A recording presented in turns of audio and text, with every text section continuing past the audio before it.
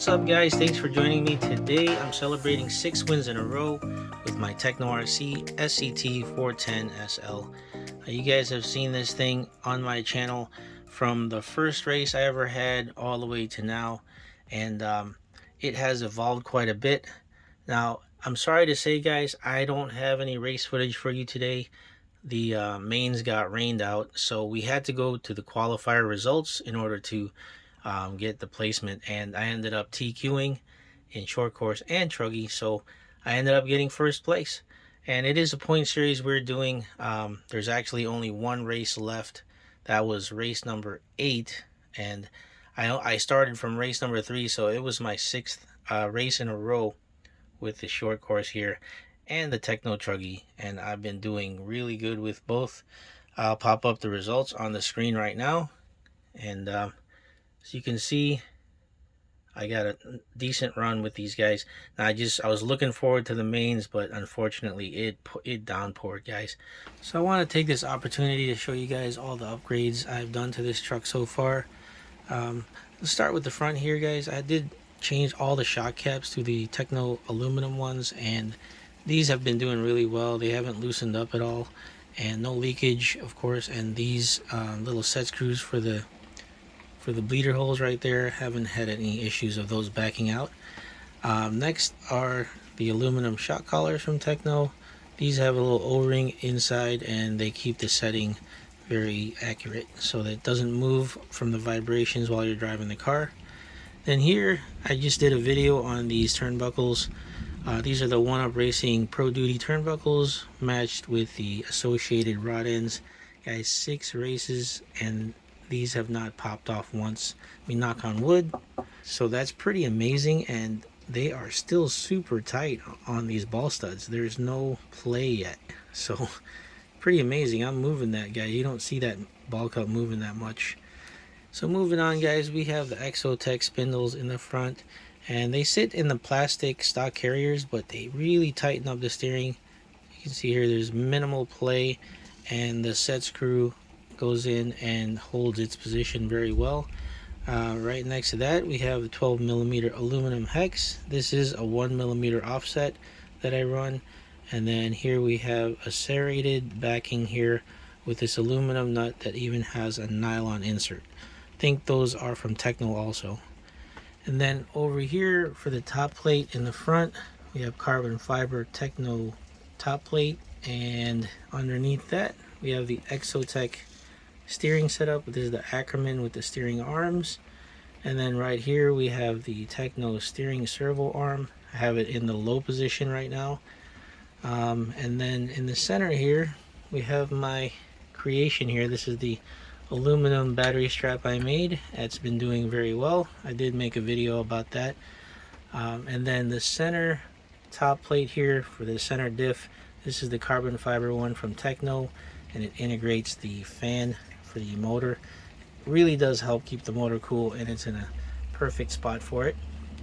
And then moving on to the back, I have a little bit of weight here. This is 14 grams right here. It's made for another car. It just bolted on nicely from the bottom. And also with the extra weight in the back, I have my my bumper upgrade here, guys. I did mention this on Facebook. You just have to make a quick cut right there to make these screws fit. But this is the SCT 410.3 bumper, and then you drop a couple of bolts right in here. This, as you can see, I've cut. My buddy Lewis did this upgrade, and he left that not cut, and he just spread these out, dropped the bolts in, and it worked just fine. So that, along with this brass weight here, it's probably adding a good 60 grams to the rear.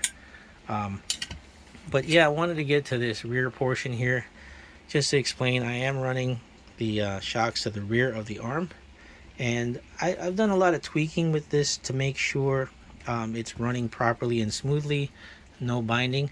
So just to make this explanation as short and sweet as possible, this whole arm right here and this hub was on the right side of the car. So basically on the left side of the car is the right arm and the right hub for the rear, and then vice versa for the other side. And the reason for that is I wanted to keep this connection forward to clear the shock spring, and it just seems to line up perfectly. So you can see the turnbuckle and the axle lining up really nice together. And then here for the shock, I have about 2mm spacer right there to push the shock out back a little bit to clear this axle so that the spring doesn't rub on the axle. And there's two things I wanted to mention about this modification, guys.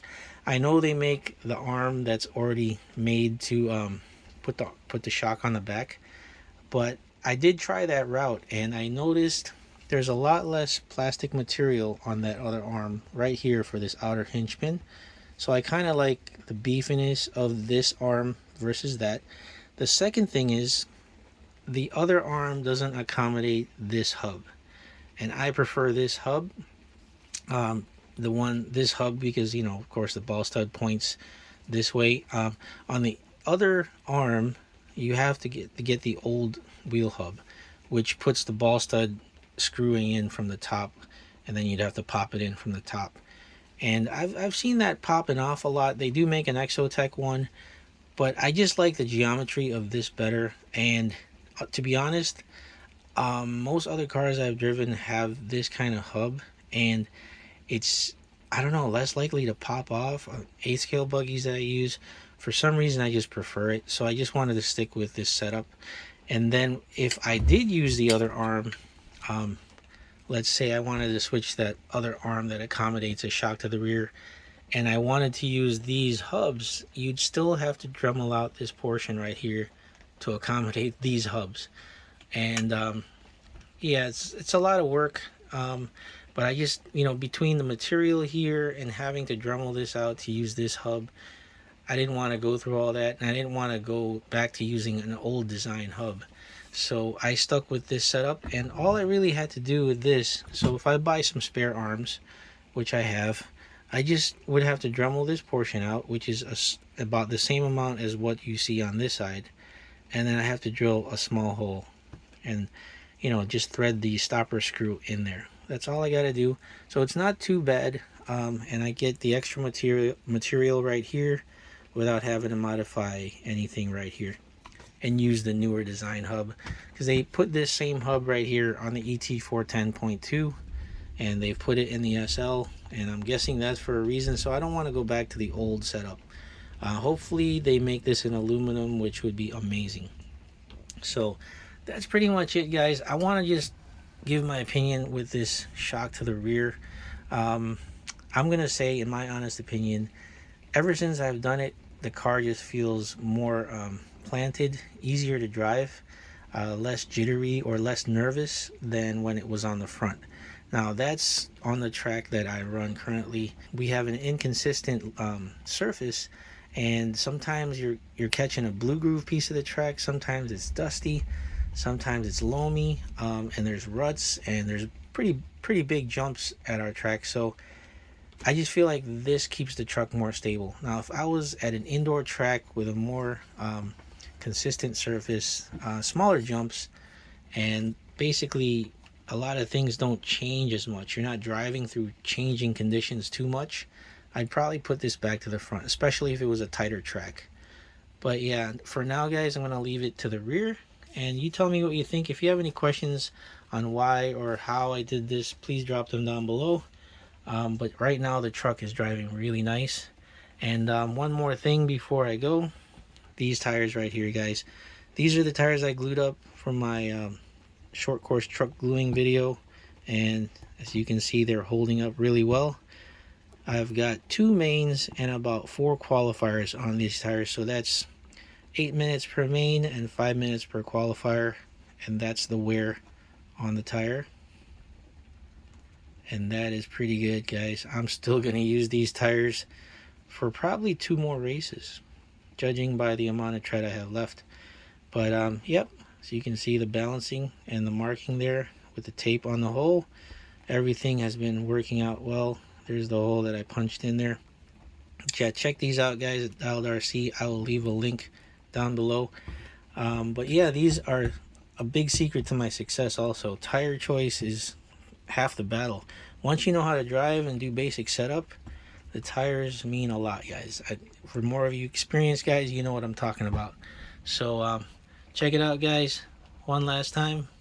6 wins in a row with this truck right here. Very happy to own it, and we're gonna go for 7. So you guys, thanks again for watching. I really appreciate the support. Please like, subscribe, and share my videos. Be safe. Keep on driving.